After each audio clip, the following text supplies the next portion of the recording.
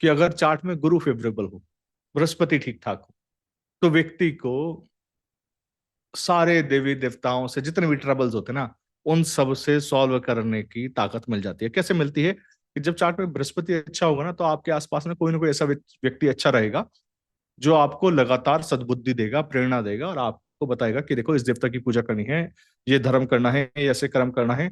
और आपके ना जितने भी ट्रबल्स हैं बेसिकली, वो सारे के सारे खत्म होते चलेंगे। क्योंकि ना ईश्वर ने अगर आपको जीवन दिया है ना, आपके चार्ट में कितना भी खराब कॉम्बिनेशन लिख के दिया है, उसके बावजूद भी आपको फ्री विल दिया है कि देखो, ये कर्म करने से ये कर्म खत्म हो जाते हैं। और आज मैं सिर्फ सूर्य पे बात करूंगा। तो जुपिटर अगर चार्ट में अच्छा है, तो बहुत सारी चीजें लाइफ के अंदर सॉर्ट आउट हो जाती है। पर उससे ज्यादा इंपॉर्टेंट है सूर्य। क्योंकि सूर्य क्यों ना, क्योंकि सूर्य का एक श्लोक है, और वो श्लोक ना बहुत इंपॉर्टेंट है। इस बात को समझने के लिए इस श्लोक को समझना जरूरी है।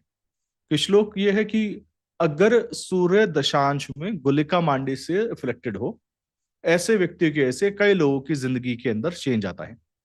या ऐसे लोगों की गलतियों की सजा बहुत, पूरा कई बार पूरा देश भुगतता है। और आप देखेंगे कई बहुत बड़े बड़े लीडर्स, चाहे वो हिटलर का चार्ट हो, चाहे वो बहुत सारे और एस्ट्रोलॉजर्स का चार्ट हो, सॉरी, बहुत सारे पॉलिटिशियंस का चार्ट हो, सन जो है दशांश में अफ्लिक्शन में मिल जाता है। और उनकी गलती की सजा बहुत लोगों को भुगतनी पड़ती है, उनके एक डिसीजन की वजह से बहुत लोगों को पड़ता है। इसका मतलब यह है कि अगर किसी चार्ट के अंदर सन बहुत ज्यादा अफ्लिक्शन में है और एक्सट्रीम अफ्लिक्शन में गया है, उस चार्ट को देखते वक्त ध्यान रखिए कि मैं इसको क्या रेमेडी दूं। क्योंकि सन की रेमेडी जब आप देंगे, राजाओं के लिए कोई रेमेडी नहीं होती, मतलब राजाओं के लिए उसका कर्म होता है। आप सोचिए कि कोई व्यक्ति है जो कि ना सरकार के किसी पद पे आसीन है, उसके अंडर में बहुत सारी चीजें आती हैं, तो उसके लिए उसका कर्म ही रेमेडी है। रेमेडी इसलिए मून की दी जाती है कि आपने कभी देखा होगा ना, राशि रत्न बनाते हैं तो चंद्रमा का रत्न बनाते हैं, सूर्य का रत्न नहीं बनाता कोई कि सूर्य की राशि से रत्न पहना दें। क्यों नहीं पहनाते? क्योंकि सूर्य की राशि का रत्न का मतलब है कि आपका जो कोर अगर रिफ्लेक्टेड है, बहुत मुश्किल है उसको ठीक करना।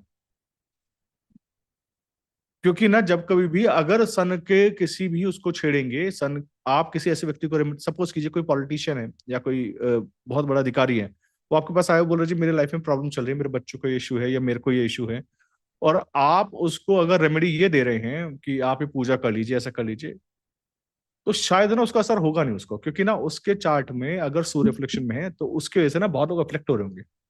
आपको उसका कर्म ढूंढना है।